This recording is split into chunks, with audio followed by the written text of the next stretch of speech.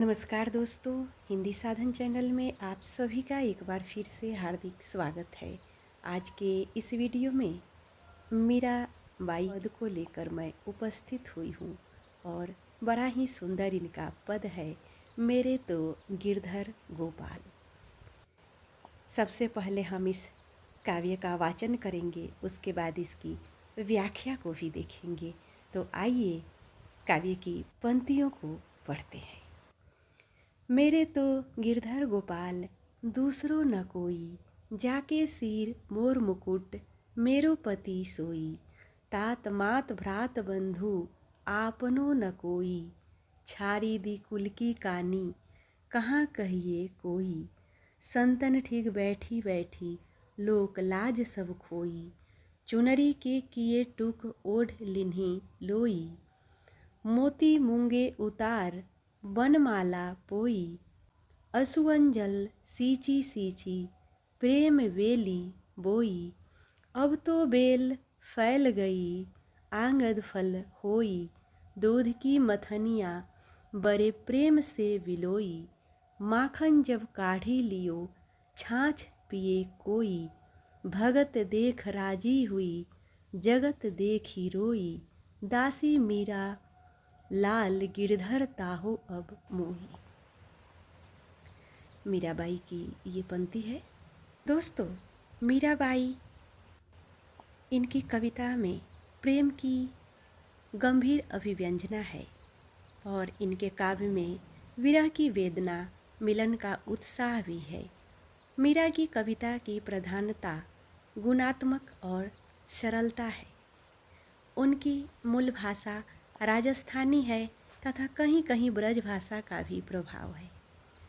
कृष्ण के प्रेम की दीवानी मीरा, सूफियों के प्रभाव इनके काव्यों पर देखा गया है।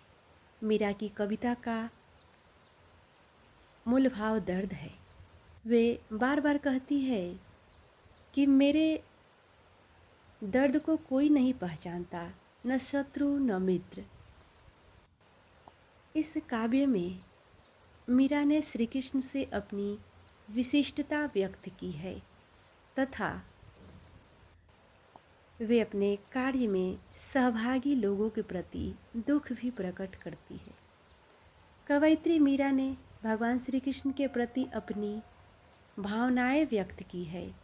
उन्होंने श्री कृष्ण को अपना पति मान लिया है। वो उनकी सेवा एवं भक्ति में लगी हुई है। वो लोक लाज सब छोड़कर तीर्थों में श्री कृष्ण के भजन गाती रहती है। साधु संतों की संगति में वे रहती है।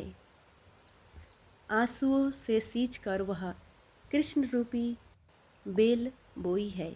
अब आनंद के फल लगे हैं।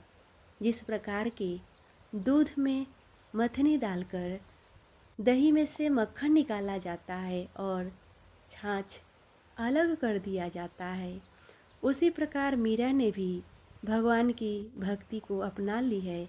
वह सांसारिक मोह माया से खुद को अलग कर ली है। श्री कृष्ण से वे अपने लिए प्रार्थना करती है। क्या प्रार्थना करती है?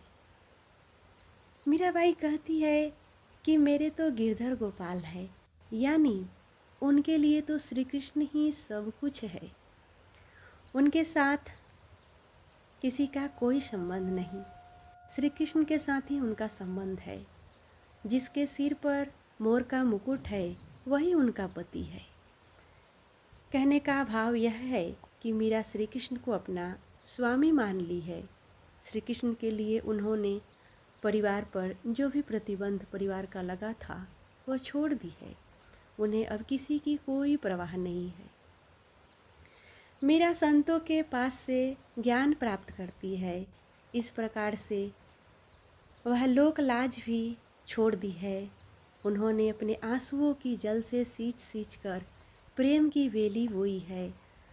जब यह बेल फलने का समय हो गया तब वह आनंद रूपी उस बेल पर जब फल लग गए हैं तो उनका कहना है कि वे श्री कृष्ण के प्रेम रूपी दूध को भक्ति रूपी मथनी से बड़े प्रेम से विलोया है। उन्होंने दही के सार तत्व अर्थात घी मक्खन को निकाल लिया है और छाछ रूपी संसारहीन अंशों को छोड़ दिया है। वे प्रभु के भक्तों को देखकर बहुत आकर्षित होती है और दुनिया के जो लोग मोहमाया में पागल होकर रोटी खाते हैं वे स्वयं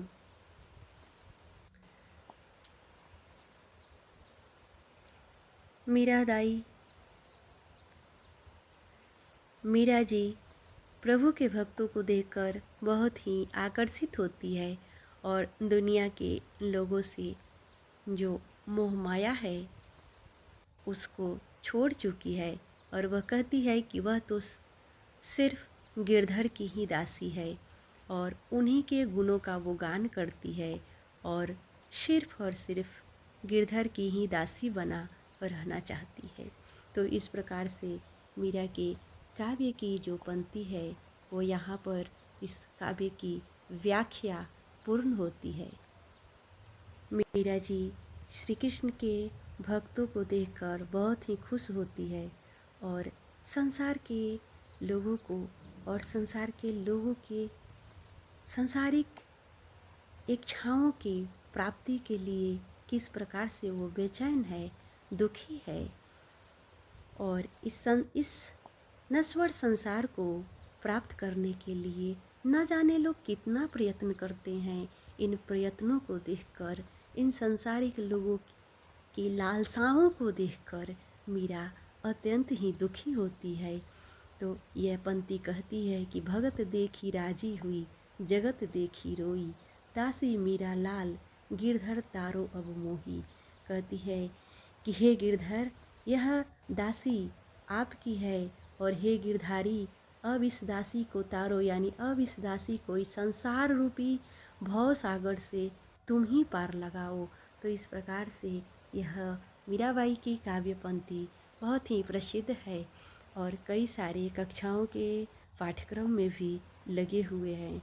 मेरे तो गिरधर गोपाल दूसरो न कोई, जाके सिर मोर मुकुट मोरुपति सोई। पंक्ति को पढ़ने से मन नहीं भरता है, जी करता है कि बार बार इस पंक्ति को पढ़ते ही जाऊं।